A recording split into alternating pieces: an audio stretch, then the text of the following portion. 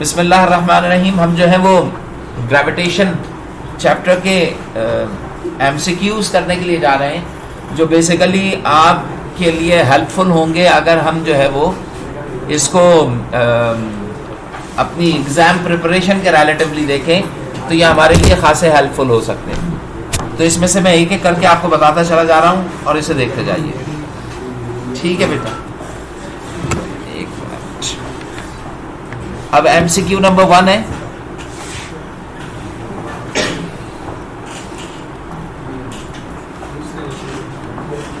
अच्छा भाई, MCQ number 1 है। क्या कह रहे हैं इसमें? What did Newton name the force exist? Newton ने उस फोर्स का क्या नाम दिया था जो कि दो बॉडीज के दरमियान में होती है? तो बताइए between two bodies in universe का मतलब क्या है? दो बॉडीज की जब बात की जा रही है तो बॉडीज जो है वो क्या है? मैसेज है। तो फोर्सेस बिटवीन मैसेज जो होंगी वो हमेशा क्या होंगी? अच्छा खामोश रहिए, मैं बताता जा रहा हूँ तो जल्दी हम कर सकेंगे। आप लोग चीखते रहेंगे तो फिर रिकॉर्डिंग में भी प्रॉब्लम आएगी। अच्छा, what is the universal constant? Gravitational constant की एसआई यूनिट यूनिवर्सल के साथ क्या होगी? 6.67 into 10 ये -11 लिखा गया है, ठीक है ना? तो देखिए ये तमाम वैल्यूज जो हैं वो सही हैं। यूनिट को अंदर देखें तो यूनिट आपको याद है क्या था? न्यूटन मीटर स्क्वायर पर किलोग्राम स्क्वायर, या इसको आप लिखें न्यूटन मीटर का -2 और किलोग्राम का पावर -2। तो अब ये देखिए न्यूटन मीटर स्क्वायर, अब यहाँ पे न्यूटन मीटर स्क्वायर +2 ही आएगा क्योंकि ये कोई ऊपर लेके तो नहीं जा रहे। तो आप यहाँ पे क्या लिखेंगे? न्यूटन मीटर स्क्वायर, देख रहे हैं ये मीटर स्क्वायर पर किलोग्राम। तो आपके पास आंसर सही कौन सा होगा? B. According to the Newton's law of gravitation, अगर हम न्यूटन लॉ ऑफ ग्रेविटेशन को देखें, क्या कहता है ये? कि दो ऑब्जेक्ट्स के दरमियान फोर्सेस ऑफ अट्रैक्शन होती है डायरेक्टली विद देयर masses और inversely with the square of their distances. Distance बढ़ाते जाओगे फोर्सेस कम होती जाएंगी, मास बढ़ाते जाओगे फोर्सेस बढ़ती चली जाएगी। द फोर्स ऑफ अट्रैक्शन जो इनके दरमियान में होती है masses इज डायरेक्टली प्रोपोर्शनल। बताइए किस चीज से डायरेक्टली? masses। अच्छा, अब सम ऑफ देयर masses नहीं होता, आप क्या करते हैं? Product of their masses m1 m2 लिखते हैं तो इनके दरमियान में मल्टीपल आता है ना, तो सम आंसर नहीं हो सकता। दूसरा क्या है? Product, yes product of their masses। मुझे प्रोडक्ट का मतलब होता है मल्टीपल। मल्टीप्लिकेशन को क्या कहते हैं? मल्टीप्लिकेशन को प्रोडक्ट कहते हैं। तो प्रोडक्ट ऑफ देयर masses का मतलब क्या है कि m1 मल्टीप्लाई में क्या लिखूंगा मैं? m2। अगर मैसेज ऐड अप हो रहे होते तो हम क्या लिखते हैं? Sum of their message. लेकिन अभी क्या है? मल्टीप्लाई। अच्छा, अगला क्या है? The force of gravity. तो इसका आंसर क्या होगा? B. The force of gravitation, gravitational force जो होती है जो मैसेज का, इज इनवर्सली किस चीज के? बताइए। Inversely proportional. जब मैं फोर्स निकालता था तो वो inversely proportional to the square of the distance between their centres होता है, यानी कि उनके दरमियान जो डिस्टेंस आ रहा है उसके स्क्वायर से इनवर्सली होता था। इनवर्सली का मतलब क्या हो गई? हाँ कहिए, आंसर बता रहे हैं? अच्छा नहीं, आंसर ना बताइए, मैं बता रहा हूँ। यूनिवर्सल फोर्स जो है, ये देखिए यूनिवर्सल फोर्स कोई ऐसी फोर्स जो पूरी यूनिवर्स में एग्जिस्ट करे, तो उस यूनिवर्सल फोर्स को मैं ग्रेविटेशनल फोर्स भी कह सकता हूँ। लेकिन प्योरली न्यूटन ने जो दो ऑब्जेक्ट्स के दरमियान में फोर्स ऑफ अट्रैक्शन का जिक्र किया था, उसका नाम उसने यूनिवर्सल फोर्स नहीं रखा था, उसने उसका नाम ग्रेविटेशनल फोर्स रखा था। तो जो उसने नाम रखा था हमने उसको मार्क कर। तो इसमें स्क्वायर ऑफ द सेंटर, देखो क्यूब नहीं है, इनवर्स नहीं है, इनवर्सली तो पहले से, तो square of the centre between their centres, square of the distance between their centres आएगा, ठीक है। विच ऑफ द फॉलोइंग, इसमें से कौन सा ट्रू होगा about the value of universal constant of gravity? अगर मैं ग्रेविटेशनल कांस्टेंट की बात करूं, जी की वैल्यू, तो ये कहलाता है यूनिवर्सल कांस्टेंट, यानी कि एक ऐसा कांस्टेंट जो चाहे आप ऊपर लेके जाइए चाहे नीचे लाएं, चाहे ऑब्जेक्ट को दूर लेके जाएं चाहे करीब लाएं, चाहे ऑब्जेक्ट के मटेरियल को चेंज कर दें, चाहे आप उसे स्पेस में रखें, चाहे ग्रेविटी कहीं पर भी रखेंगे, the constant which is never be changed, that is a universal। तो यूनिवर्सल ग्रेविटेशनल कांस्टेंट की इंपॉर्टेंस क्या हुई? अहमियत क्या हुई? कि ये कभी भी तब्दील नहीं होता, चाहे कहीं पर भी ले जाइए आप। मसलन देखिए स्मॉल जी की वैल्यू चेंज हो जाती है ना, जब आप ऊपर जाते हैं तो रिड्यूस होती चली जाती है, लेकिन कैपिटल जी की वैल्यू रिमेन्स द सेम और कांस्टेंट। अगर मैं किसी दूसरी गैलेक्सी में जाके जी की वैल्यू कैलकुलेट करूंगा तो भी क्या निकलेगी? 9 ना करो बेटा, 9 कौन कह रहा है? 9.8 तो नहीं होगा ना। देखें जो कैपिटल जी है उसकी वैल्यू है 6.67 इंटू 10⁻11। जो स्मॉल जी की वैल्यू है वो 9.8 है। हम किसकी बात कर रहे हैं? Capital G. तो इसका मतलब क्या है? It varies with location on earth, नहीं। Its value is largest in space, नहीं। Same everywhere. तो इसका आंसर क्या होना चाहिए? सेम है, यानी कि कहीं पर भी तब्दील नहीं। अच्छा बताइए, इसकी वैल्यू क्या बहुत बड़ी होती है या बहुत छोटी? छोटी माइनस। देखिए बिल्कुल 10⁻11 है तो it is very small value. समझ रहे हैं आप? जो बड़ी कह रहे हैं वो बड़ी नहीं है। क्या बताया कि अगर 10⁻11 आ रहा है तो इसका मतलब क्या हो गया कि value should be very small value. The force of gravitation between the two objects depends upon, बताइए दो ऑब्जेक्ट्स के दरमियान जो फोर्स होती है, ग्रेविटेशनल फोर्स का फॉर्मूला याद है आपको? क्या था? F इज इक्वल्स टू नहीं, F is equals to G M1 M2। बोले नहीं, मैं जो बता रहा हूँ उसको सुने। बताइए ये फोर्स जो है ये किस किस चीज पे डिपेंड कर रही है? पहले ये डिपेंड कर रही है मैसेस पे, और बाद में ये किस पे डिपेंड कर रही है? तो इसका मतलब क्या है कि the gravitational force between two objects depends upon two things, their masses and their distances. Distance increase करूंगा फोर्स कम हो जाएगी, डिस्टेंस बढ़ाऊंगा फोर्स, डिस्टेंस इंक्रीज करूंगा फोर्स कम हो जाएगी, डिस्टेंस कम करूंगा फोर्स बढ़ जाएगी। मैसेस बढ़ाऊंगा फोर्स बढ़ जाएगी, मैसेस कम करूंगा फोर्स कम हो जाएगी। अब यहाँ पे बताइए मैस एंड वेलोसिटी, बताइए वेलोसिटी तो नहीं आती ना, मैसेस तो ठीक था। अब बताइए मैस एंड डेंसिटी नहीं आती, मैस एंड चार्जेस भी नहीं आते, मैस एंड डिस्टेंस बिटवीन, तो डी हो जाएगा। When did Newton conclude, what did Newton ने क्या कंक्लूड किया था, रिजल्ट क्या दिया था? क्या उसने असल में उसने अपने लॉ से वो क्या बताने की कोशिश कर रहा है? मेरे दिमाग में जो आता है न्यूटन लॉस से, क्या असल में वो कहता क्या है? वो असल में ये कह रहा होता है दो ऑब्जेक्ट्स के दरमियान हमेशा क्या होगी? फोर्स होगी, और फोर्स ऑफ अट्रैक्शन क्या कहलाएगी? ग्रेविटेशनल फोर्स कहलाएगी। और वो किसकी वजह से होगी? उनके मैसेज। ये कहता था कौन? न्यूटन। अब बताइए what did Newton conclude about the force acting on an apple?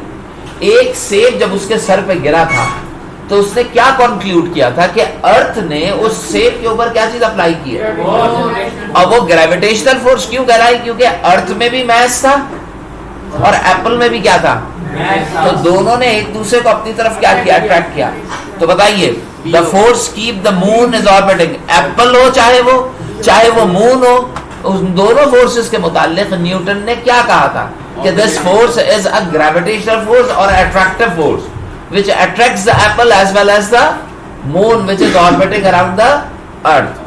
अब अगर कोई मैं आपसे ये पूछूं कि वो फोर्स एप्पल पे भी लगा रही है अर्थ, वो फोर्स मून पे भी लगा रही है, लेकिन एप्पल जो है वो तो गिर जाता है जमीन पर, लेकिन मून जो है वो सर्कुलर घूमता है। हाँ मून बहुत ज्यादा डिस्टेंस पे, इसलिए अट्रैक्शन कम होगी और एप्पल नहीं, अट्रैक्शन अगर कम भी है, लेकिन ये बताइए कि मून सर्कुलर क्यों घूमता है?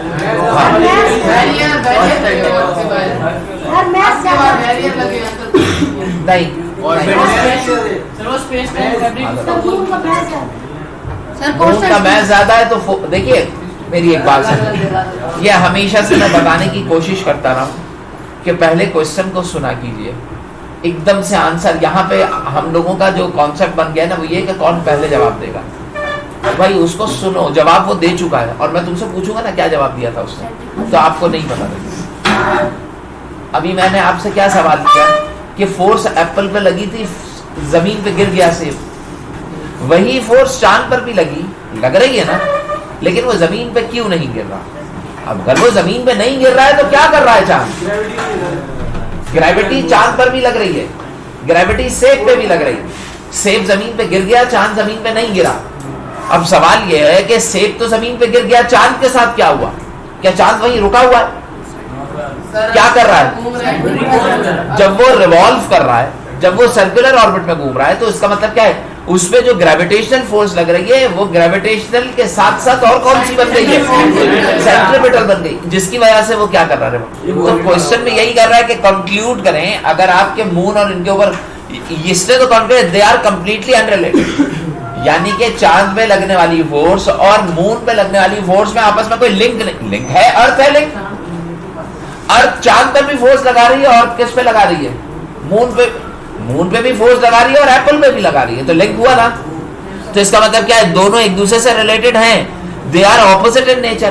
बताओ एप्पल पे लगने वाली फोर्स कौन सी है, अट्रैक्टिव है, क्या चांद पे रिपल्सिव है, उस पे भी कौन सी, तो ये भी गलत हो गया, दोनों they are same in nature. Yes, बताइए चांद के ऊपर जो फोर्स लग रही है, जो अर्थ लगा रही है, वो भी टुवर्ड सेंटर है, और एप्पल पे फोर्स लग रही है वो भी क्या टुवर्ड सेंटर, क्योंकि दोनों अट्रैक्टिव फोर्सेस हैं, तो सेम इन नेचर हुई। दे बोथ आर इलेक्ट्रोमैग्नेटिक है ही नहीं, तो इसका आंसर क्या होगा, they both are same in nature.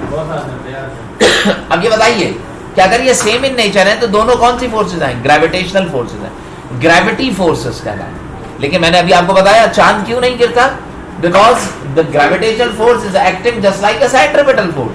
और शेप क्यों गिर जाता है, because this gravitational force attract the apple towards its surface या towards on the surface of the earth, तो वो क्या कर जाता है, फॉल कर जाता है। लेकिन मून फॉल क्यों नहीं करता, क्योंकि वही ग्रेविटेशनल फोर्स किसमें चेंज हो जाती है, उसकी सेंट्रीपिटल फोर्स। समझ रहे हैं, अगर यही ग्रेविटेशनल फोर्स अगर चांद की फ्रिक्शन फोर्स में ट्रांसफॉर्म होती तो क्या होता बताओ।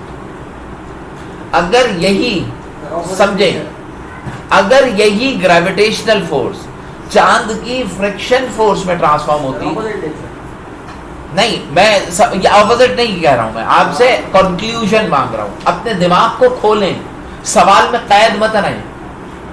मैंने आपसे ये कहा कि गाड़ी जा रही है, मैंने उस पर फोर्स लगाई, लेकिन वो फोर्स फ्रिक्शन फोर्स थी, बताओ क्या होगा,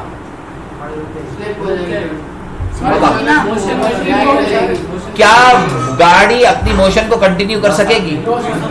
जब मैंने उस फोर्स का ऐसा ब्रेकिंग फोर्स अप्लाई की तो ऑब्जेक्ट की मोशन बढ़ेगी या कम होगी, बताओ आखिर क्या होगा। तो अगर मैंने किसी ऑब्जेक्ट के ऊपर कौन सी फोर्स लगाई, फ्रिक्शन फोर्स लगाई, बताओ ऑब्जेक्ट अपनी मूवमेंट को कंटिन्यू कर सकेगा, नहीं। ये बताइए अगर ग्रेविटेशनल फोर्स मून पे लगने वाली, उसके ऊपर लगने वाली फोर्स फ्रिक्शन फोर्स हो गई, तो एक वक्त आएगा चांद मूव करते करते क्या कर जाएगा, स्टॉप कर जाएगा, रुक जाएगा। नहीं समझे। लेकिन क्या ग्रेविटेशनल फोर्स फ्रिक्शन होती है, तुम्हें कैसे पता लग रहा है कि नहीं होती, क्योंकि चांद रुक नहीं रहा है, चांद तो मुस्तकिल चल रहा है ना, बिल्कुल नहीं रुकती। लेकिन मुझे ये बताइए कि क्या ग्रेविटेशनल फोर्स एक्ट कर रही है as a friction force for moon, नहीं। अगर एक्ट कर रही होती तो क्या होता, लेकिन अभी आपको चांद रुका हुआ नजर आ रहा है, नहीं।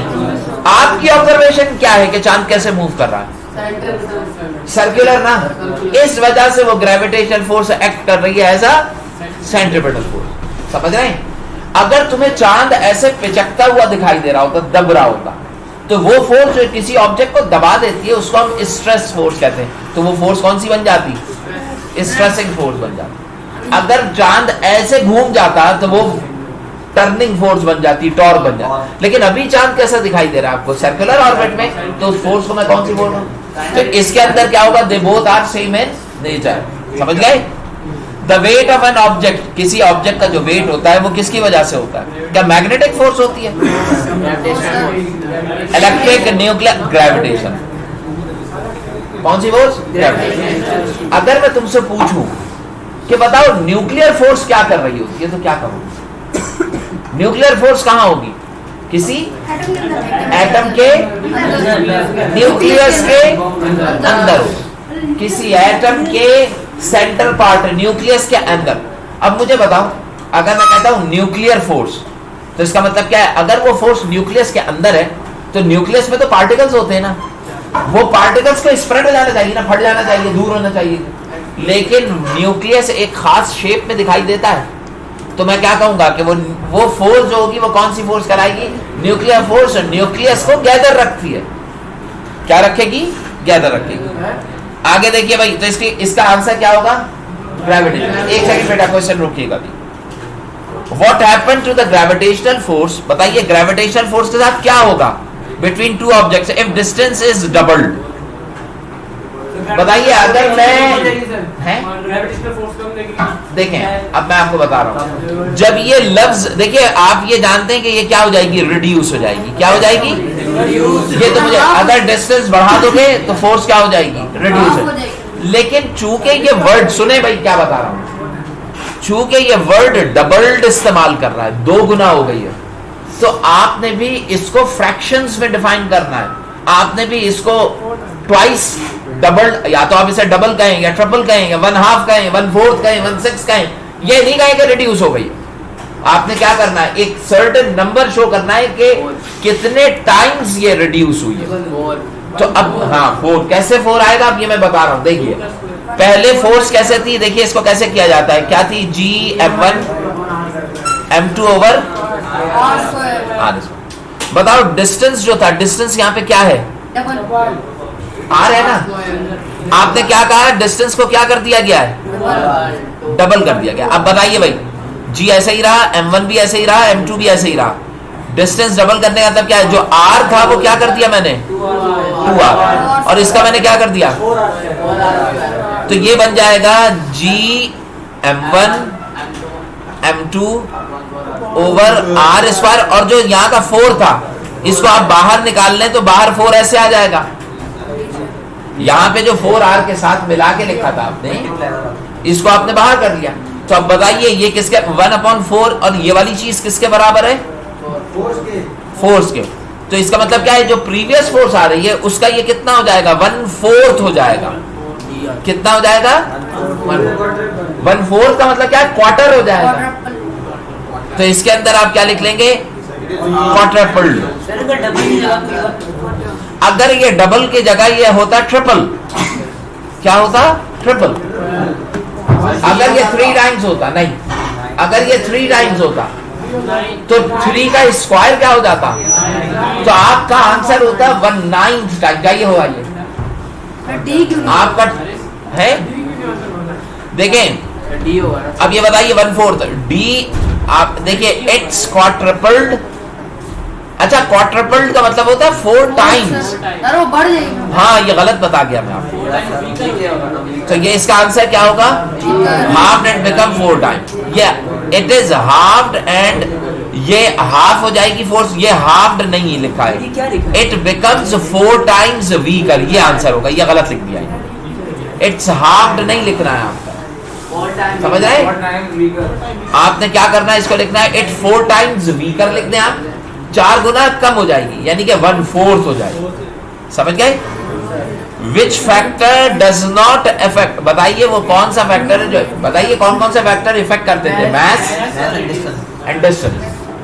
अब यहां पे बताइए मैस ऑफ एन ऑब्जेक्ट, नहीं, ये तो डिपेंड करता है। दूसरा क्या है, mass of the other object, ये भी डिपेंड करता है। डिस्टेंस बिटवीन द सेंटर्स, ये भी डिपेंड करता है। तो इसका आंसर क्या होगा, बताइए। Gravitational force speed of the object के ऊपर डिपेंड नहीं करता। अब क्या मतलब हुआ इसका, देखिए मून जो है वो अर्थ के अक्रॉस रिवॉल्व कर रहा है।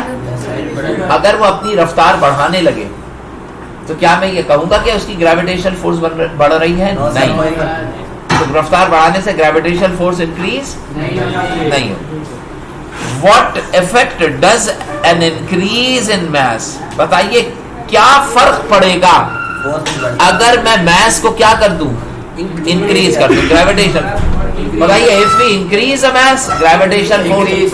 अब ये बताइए इसके अंदर डबल्ड नहीं लिखा था, इसमें इंक्रीज है, तो आपने भी आंसर इंक्रीज डिक्रीज में देना है। भाईजान इधर, ये मैं वक्त नहीं जाया कर रहा हूँ, मेरा गला फट रहा है, आपकी फिक्सड लेके बैठा हूँ, तो थोड़ा सा फोकस करो, आपसे कह रहा हूँ। तो यहाँ पे क्या होगा, इंक्रीजेस द फोर्स। अच्छा अगर ये डिक्रीज होता तो, अच्छा अगर ये डिस्टेंस से मुताल्लिक इंक्रीज कहा होता, फिर अगर डिस्टेंस के मुताल्लिक कहा जाता था कि if we increase the distance तो फोर्स क्या कर जाती है, क्योंकि इनवर्सली है ना डिस्टेंस, जितना फासला बढ़ाएंगे फोर्स क्या होती जाएगी, कम। सर डबल में सवाल है, जैसे डबल उसमें आप तो स्क्वायर लिया था, स्क्वायर। अब इसका इसका इसका increase the force, If we increase the mass, It will increase. increases the force. समझ गए? अगला देखें, the proportionality constant of universal gravitation का जो proportionality constant क्या होता है, वो कैपिटल G होता है. उसकी वैल्यू क्या होती है? 6.6. ये एक बहुत छोटी वैल्यू होती है. ये हर जगह क्या रहती है? कांस्टेंट रहती है, अनचेंज्ड होती है. इसकी यूनिट न्यूटन मीटर स्क्वायर पर किलोग्राम स्क्वायर होती है. ये कह रहा है क्या कहलाती है? वो ग्रेविटेशनल कांस्टेंट कहलाएगी. इसका नाम क्या होगा? Which of the following proportional constant between the masses? Which of the following is directly proportional to the force of gravitation between two? वो क्या चीज होती है जो कि डायरेक्टली प्रोपोर्शनल होती है दो मैसेस के दरमियान? मैसेस स्क्वायर तो इनवर्सली होती है ना, मैसेस होंगे. तो इसके अंदर क्या होगा? Square of the distance between, नहीं, डायरेक्टली कह रहा है ना. डिस्टेंस बिटवीन द सेंटर्स, नहीं, क्यूब फोर्थ पावर. यहाँ पे क्वेश्चंस डायरेक्टली नहीं है, ये इनवर्सली है. इसको क्या लिखना चाहिए था इनको? इनवर्सली. तो बताइए, इनवर्सली प्रोपोर्शनल टू द, समझ में आई बात? तो आपके पास आंसर क्या हो चाहिए? Square of the distance between there centre. ठीक है, बिटवीन देयर. तो ये क्या होगा? Product of their. या तो अगर ये डायरेक्टली होता तो लिखा होता प्रोडक्ट ऑफ देयर मैसेस. समझ रहे हैं? अच्छा, if the mass of one object is doubled, अगर एक ऑब्जेक्ट का मास डबल कर दूं मैं, दूसरा और क्या करूं? दूसरे का कांस्टेंट रहने दूं. हाउ डस, अब बताओ क्या होता है? G m1 m2 upon r square. अब अगर m1 को तुमने 2 कर दिया तो खाली अकेला 2 बाहर जाएगा, तो फोर्स भी क्या हो जाएगी? डबल. देखिए कैसे कैसे हो जाएगी? G m1 m2 over r square. बताइए, मैस जो m1 था इसको डबल कर दिया मैंने. सुन रहे हैं? m1 को क्या कर दिया? डबल. तो ये हो जाएगा 2m1 m2 अपॉन डिस्टेंस उतना ही है. बताइए 2 को बाहर ले जाऊं तो ये बन जाएगा 2G m1 m2 over r square. और ये किसके बराबर हो जाएगा? 2, ये वाली चीज क्या है? फोर्स आ गई, तो ये 2F, यानी कि ये ट्वाइस डबल हो जाएगा. तो इट इज डबल. समझ रहे हैं? अगर मैं मास को डबल के बजाय क्या कर देता? हाफ. क्या कर देता? हाफ. तो बताइए m अपॉन 2 होता, 2 नीचे आ जाता. जब वो 2 नीचे खींच के बाहर जाता तो फोर्सेस भी क्या हो जाती? हाफ. अब खुद सोचो, इस पेन का वेट है 10 न्यूटन. कितना है? 10 न्यूटन. अगर मैं अर्थ का भी जो मैस है उसको आधा कर दूं तो इसका वेट भी कितना हो जाएगा? फोर्स आधी हो गई. इसका तो क्या 10 का क्या रह जाएगा? ये 5. समझ रहे हैं? What is the relationship between the gravitational force and the product of their masses of the two objects? बताइए, ग्रेविटेशनल क्या रिलेशन होता है मैसेस के प्रोडक्ट का? डायरेक्ट. बताइए, according to Newton's law, force between two masses क्या होती हैं? Always attractive. क्या ये फोर्सेस रिपल्सिव हो सकती हैं? तो ये हमेशा क्या होंगी? अच्छा, क्या ये फोर्सेस जीरो हो सकती हैं? दो बॉडीज के बाद नहीं सर, अगर मैस किसी भी एक ऑब्जेक्ट का क्या हो जाए और यहाँ पे डिस्टेंस जो कि हो गई ना, और यहाँ पे डिस्टेंस इनफाइनाइट हो जाए, जो कि नहीं हो सकता. दोनों नहीं हो सकते. तो इनफाइनाइट डिस्टेंस पे मैं नहीं ले जा सकता ना. तो जब मैं इनफाइनाइट डिस्टेंस पे नहीं ले जा सकता, लिहाजा कुछ ना कुछ वीकेस्ट फोर्सेस एग्जिस्ट करेंगी. तभी इन फोर्सेस को हम कहते हैं यूनिवर्सल फोर्सेस. वो कौन सी फोर्स है जो पूरी कायनात में, यानी कि पूरी यूनिवर्स में बिखरी हुई है? तो दैट इज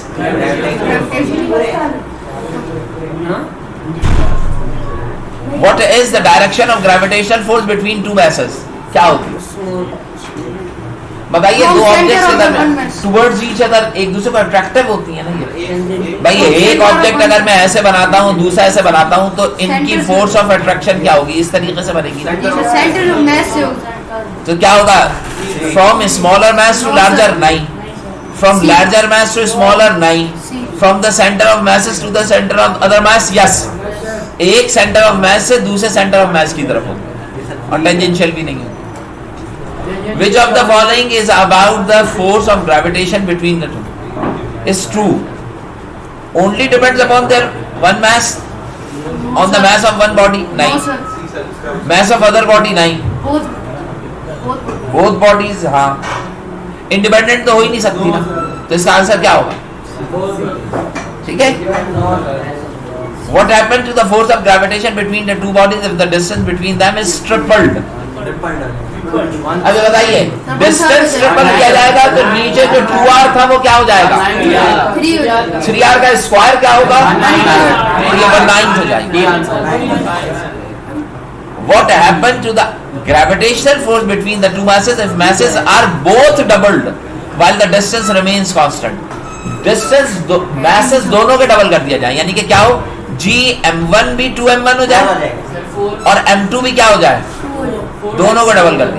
तो बताइए 2 का क्या हो जाएगा? 4. Gm1 m2 over r square, तो ये हो जाएगा 4 टाइम्स, become 4 times stronger. समझ रहा है? अब ये कंटेंट आ रहा है law of gravitation and Newton's third law of motion. आपको पता है आपके बुक में एक टॉपिक जो दिया गया है, वो टॉपिक सिमिलैरिटी शो करने के लिए किस किस के दरमियान के Newton's third law is similar to gravitational law. Relation. हाँ, समझ रहे हैं? दोनों क्या है? बुक में है सिमिलर. ये दिया गया है, उसके अंदर से उस कंटेंट से ये एमसीक्यूज है. अब जरा देखें भाई, according to Newton's third law of motion the force of gravitation between two masses, जो दो ऑब्जेक्ट के दरमियान जो ग्रेविटेशनल फोर्स होती है वो किसकी वजह, वो क्या होती है? Result in unequal magnitude of action and reaction. बताओ, एक्शन और रिएक्शन इक्वल इन मैग्नीट्यूड होते हैं. अगर एक ऑब्जेक्ट दूसरे पे 10 न्यूटन फोर्स लगा रहा है तो सेकंड ऑब्जेक्ट फर्स्ट पे भी कितना अप्लाई करेगा? तो दोनों फोर्सेस क्या होंगी? तो बताइए, अनइक्वल तो नहीं होती, इक्वल एंड ऑपोजिट. ये सही हो. Action without any reaction, reaction without any action. इसका मतलब ये हो गया कि दो ऑब्जेक्ट्स हैं, इनके दरमियान ग्रेविटेशनल फोर्स आई है 10 न्यूटन. कितनी है? इसका मतलब क्या? पहला ऑब्जेक्ट दूसरे को कितनी फोर्स से खींच रहा है? दूसरा ऑब्जेक्ट पहले को कितनी फोर्स से खींच रहा है? बताइए. पहली फोर्स की डायरेक्शन राइटवर्ड है, दूसरे की डायरेक्शन क्या है? लेफ्टवर्ड. तो एक दूसरे के ऑपोजिट हो गई फोर्स. सही. ये कॉन्सेप्ट किस चीज का है? न्यूटन्स थर्ड लॉ का कि एवरी एक्शन, अगर इसने इसको 10 न्यूटन से खींचा, ये एक्शन है, तो दूसरा ऑब्जेक्ट इसको भी खींचेगा 10 न्यूटन से, वो क्या कहलाएगा? रिएक्शन. तो इसका मतलब क्या है कि न्यूटन्स थर्ड लॉ और Newton's gravitation law both are similar, both are equivalent, एक दूसरे से एक जैसे हैं, इनमें ज्यादा फर्क नहीं है. तो इनकी सिमिलैरिटी निकालोगे तो क्या होगा? Both are equal in magnitude. The first object applying the force on second one is same the second object applying the force on first one. So both are same in magnitude. Opposite in direction. If first object is attracting towards right side, second object is attracting towards left. So both are in opposite in direction. So if forces are opposite, then the attraction force is going to be built up. तो इसका मतलब क्या है कि it is similar to Newton. Why does the Newton's third law of motion apply to the Q? Forces of gravitation, Newton's third law of force of gravitation in the absence of reaction, gravitation satisfy. Force of gravitation satisfy करती है ना Newton's third law को. तो ये इसका होगा. The equality of action and reaction. अब आप इसको रीड करेंगे तो ये इसके अंदर ऑलमोस्ट सेम आ जाएंगे. देखो भाई, according to the Newton's law of gravitation, the gravitational force between the body of masses m and the earth is given by. उसको छोड़ दें, उसको छोड़ दें. अब आप ग्रेविटेशनल फील्ड पे आ जाएगा, बाकी वाले खुद पढ़ लीजिएगा. According to the Newton's law of gravitation क्या कहता है? ग्रेविटेशनल फोर्स जो होती है वो Gmm/r² के बराबर होगी. अब ये क्या कर रहा है? The force of gravity between mass m and the earth. बताओ, मैस ऑफ m कहलाएगा, अर्थ का मैस क्या कहलाएगा? me. याद है या कैपिटल है? अब आप ये बताइए, Gm एक ही m है, दूसरा m नहीं है ना? ये नहीं हो सकता. Gmme नहीं, ये फोर्स है, हाइट की बात ही नहीं कर रहे हैं. Object is placed on the surface of earth. तो आपके पास Gmm/r², ये हो सकता है, ये r² नहीं है, ये नहीं हो सकता. Gmme/r ये भी नहीं हो सकता. तो आंसर क्या होगा? B. What term is used to describe the force with which the earth attracts a body given rise to the body weight? Gravitational force. What term is used to describe the force with earth attracts the body? क्या होगी वो? Gravitational force होगी।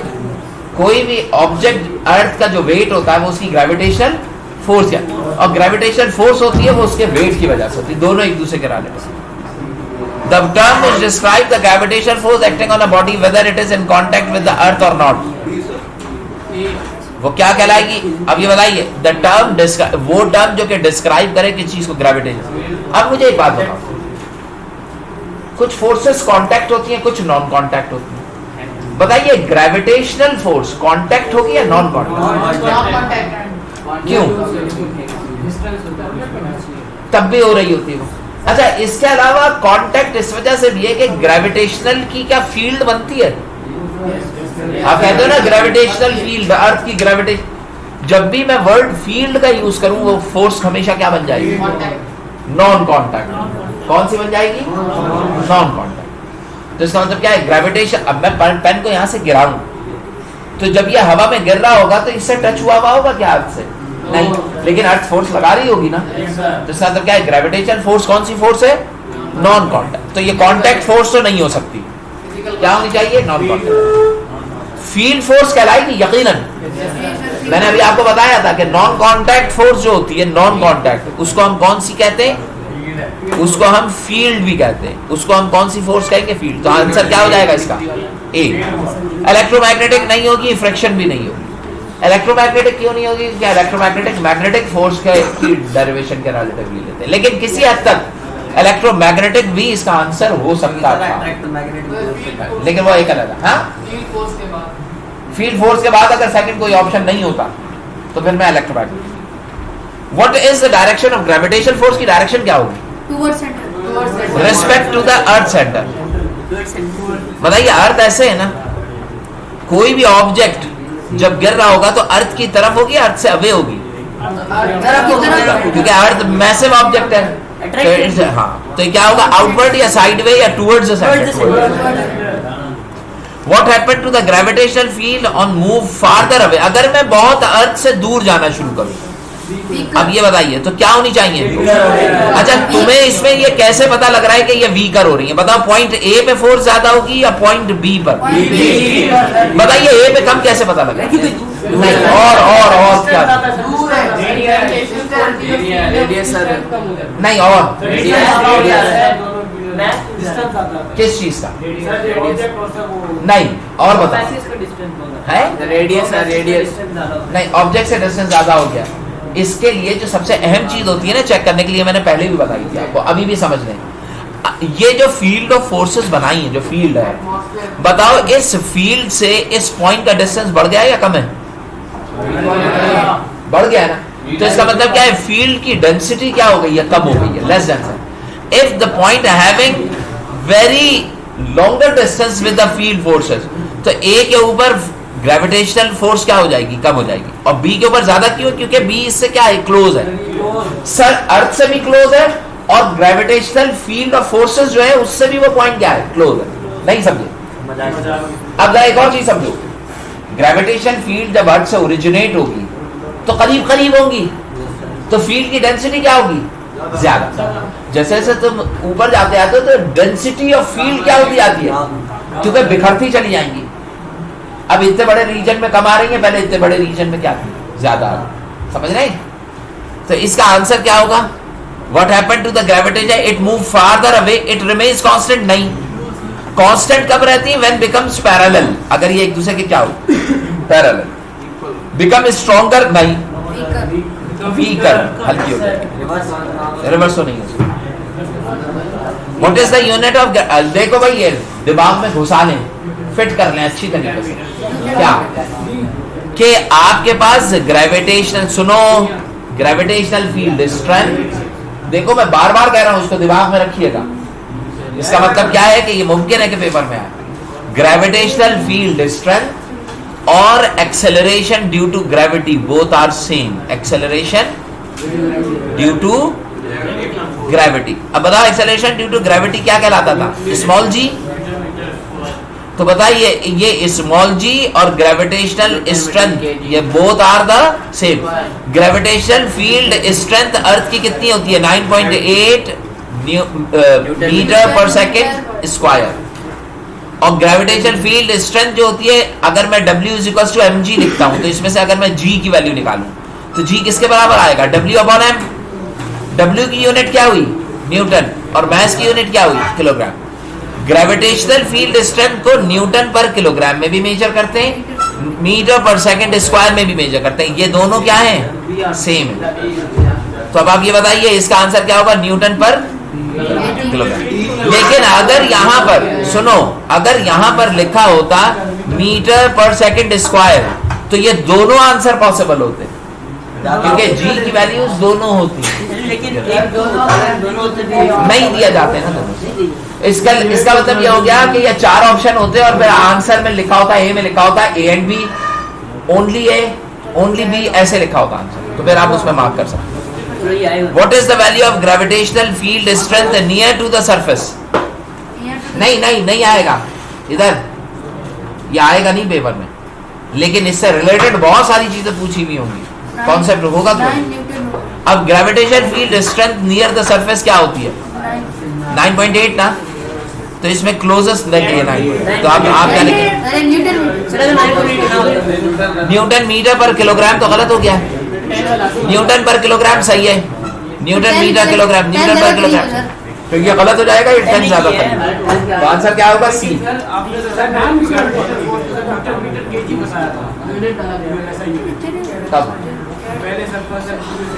नहीं, आप गलत बोल रहे हैं, मैंने जी की वैल्यू बताई थी, जी की यूनिट बताई थी। एक्सेलरेशन ड्यू टू ये ग्रेविटेशन कांस्टेंट की यूनिट थी न्यूटन मीटर स्क्वायर पर किलोग्राम स्क्वायर, लेकिन ये जो है ये फोर्स की यूनिट है, वेट की, वो ग्रेविटेशनल एक्सेलरेशन की, जो कि मीटर पर सेकंड स्क्वायर भी है, नहीं करें भाई, और आपके पास न्यूटन पर किलोग्राम भी है, ये दोनों यूनिट।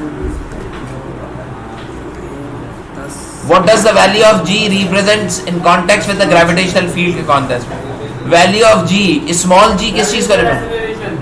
ग्रेविटेशनल फोर्स का तो नहीं, फोर्स वेट कहलाती है, ग्रेविटेशनल मास मास होगा, कांस्टेंट कैपिटल G होता है, तो ग्रेविटेशनल एक्सेलरेशन स्मॉल। हाँ, what is in the direction of the field at any point of the surface of the earth? Gravitational field की डायरेक्शन हमेशा क्या होगी? टुवर्ड्स द सेंटर होगी। अब मुझे ये बताएं कि जो एक्सेलरेशन की डायरेक्शन होती है वही फोर्स की होती है। जब फोर्स एक्ट कर रही है टुवर्ड्स द सेंटर, तो एक्सेलरेशन ड्यू टू ग्रेविटी भी क्या एक्ट कर रहा होगा? Towards the centre. तो दोनों की डायरेक्शन क्या हो जाएगी? सेम। समझ गए? हाँ। टेंजेंशियल का मतलब क्या होता है? एक सर्कल है, इस सर्कल पे कोई ऑब्जेक्ट घूम रहा है, जैसा ही आपने इस रस्सी को कट किया तो it makes a tangent on the circle, यानी कि इस सर्कल के ऊपर एक टेंजेंट बनाता है। टेंजेंट का मतलब क्या है? एक ऐसी लाइन जो सर्कल पे एक पॉइंट से टच करती हुई स्ट्रेट लाइन पे चली जाए, उस लाइन को हम सर्कल का क्या कहते हैं? सेंटर नहीं, उसके कॉर्नर पे। ये याद रखे, टेंजेंट कब बनता है? जब किसी ऑब्जेक्ट को, किसी पत्थर को स्ट्रिंग से बांध के घुमाते घुमाते अचानक छोड़ दें, तो जब वो सीधा जाएगा तो it makes a tangent on the edge of the circle. Tangent समझ में आ गई? अच्छा भाई, अब ये लास्ट है। What does the value of gravitational field strength की वैल्यू क्या होगी? Signify at any particular point. बताओ क्या बता रही होती है gravity? Strength of the field बताती है ना ग्रेविटेशनल फील्ड की वैल्यू। अगर वो क्लोज होगी तो स्ट्रेंथ ऑफ द फील्ड ज्यादा है, तो वेट भी क्या होगा? ज्यादा। और दूर जाते जाएंगे तो वेट क्या होता जाएगा? कम, क्योंकि वो क्या होगा? The force of gravity at any point बताती है, हाँ। द डेंसिटी ऑफ अर्थ नहीं। The rate of change of gravity at any point, the rate of change of mass नहीं। तो आपको क्या बताएगी? फोर्स ऑफ ग्रेविटी का मतलब क्या है? वेट बताती है ना। अब बताइए, जी की वैल्यू अगर ज्यादा है तो वेट क्या होगा? जी की वैल्यू कम तो वेट कम। थके तो नहीं? पक्की बात है? मैं थक गया। पानी ले आओ सर, पानी ले आओ।